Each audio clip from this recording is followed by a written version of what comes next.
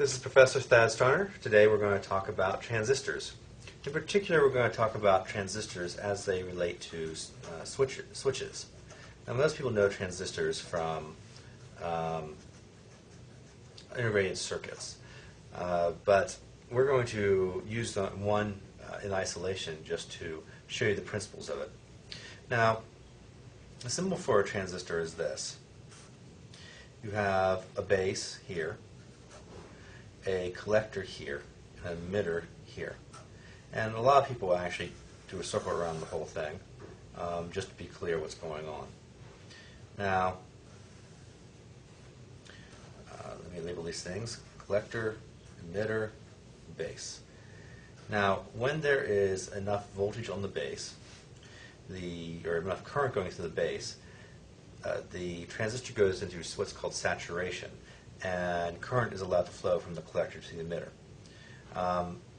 Now, you can actually use a transistor as an amplifier or in all sorts of other modes as well, but we're just going to use it basically as a switch here. So we're going to think of it basically having no current going to the base and no current going from the collector to the emitter, to current going into the base, causing the thing to fully switch so that current is allowed to go through from the collector to emitter unimpeded. Now, the transistors we're using are called NPN transistors, and we'll probably be using the 2222 model, which is a classic transistor. They're easily acquired. You can go to your local Radio Shack and get some. Now, what purpose we're going to put these things into is for using it with our PIC, so we can actually switch a relay to control, say, a 120 volt DC motor, or something else that takes a lot of current. Now, our PIC, as we know, we have an output line on the PIC, and only can do either 0 volts or 5 volts. But if I have a relay that, let's draw the relay quickly, that only switches when it has 12 volts at, say, 50 milliamps or so, and our PIC only has 5 volts at 20 milliamps max, we're in trouble. We need something to basically amplify the signal out of the PIC so we can throw this relay. And that's how we're going to use our transistor. So let me start working on that circuit, and I'll show you how we're going to do this. So first, let me draw the PIC. Here's our PIC.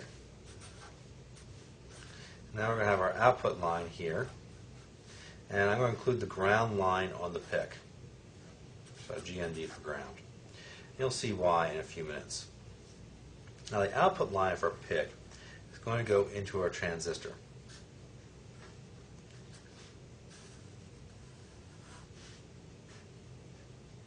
I'm going to tie the transistor ground to the PIC ground.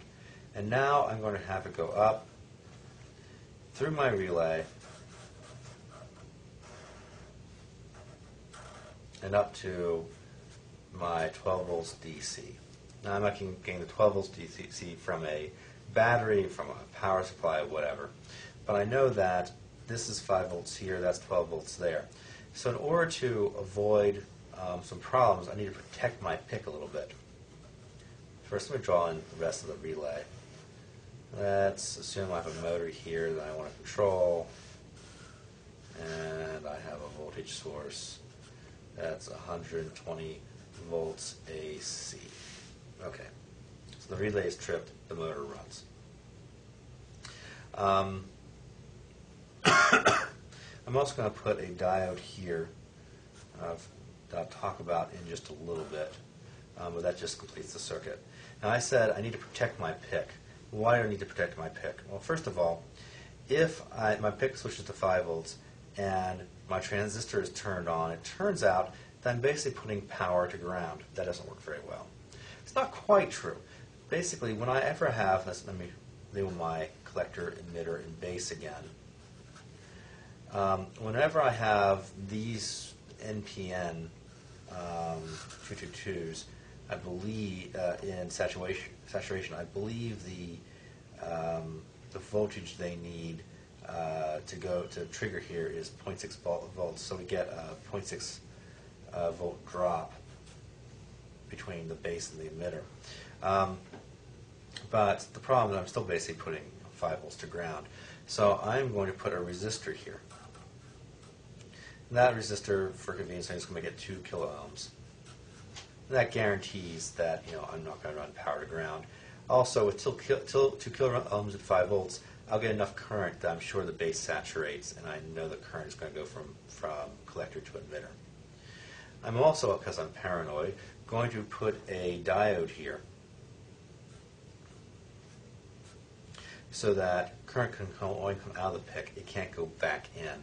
That way, if I have any problem with how I hook things up, it's going to be stopped before I short out my PIC. Okay, so now what happens with this? Well, when there's no current or no voltage, the PIC is put to 0. No current's going to ground. This base is not in saturation. This transistor is not in saturation. It does not allow current to go through it. Okay, so it's basically acting as a switch. Now, when I turn the PIC to 5 volts, now there's current going through here. It's not much because there's a 2 kilo ohm resistor here, but it doesn't take much to put a transistor into saturation. So then it allows current to pass through the circuit. I get a little voltage drop here between collector to emitter. Oftentimes with these sorts of transistors, I get a 0.3 volt drop here. You can look at the spec sheet for that. What happens is now the current is pretty much free to run to ground. The coil gets a nice field on it, and the switch is closed on the relay, and the motor runs. Okay, so now the motor is running. I turn the PIC off. So that means this goes out of saturation. The current is stopped from here, and now the relay is turned off, the switch is turned off, the motor stops. But now, there's something I want you to think about. When I turn off the relay, I've had this big field, and we're going to talk about this later with inductors, but whenever I have a current going through a relay, I have a big field that gets created. And when I turn off the power, it collapses onto the coil and creates what's called a back EMF, or a back voltage. So suddenly the voltage here goes negative, things collapsing on it. What I'm doing is I'm allowing that voltage to actually go through the diode back to itself, so it cancels itself out in this little part of the circuit. So I'm protecting my transistor from getting a high negative voltage that might actually hurt it. And that's the point of this diode. Oftentimes you put diodes like this across a relay or across a motor, or anything that might have a large inductor in it, to be safe.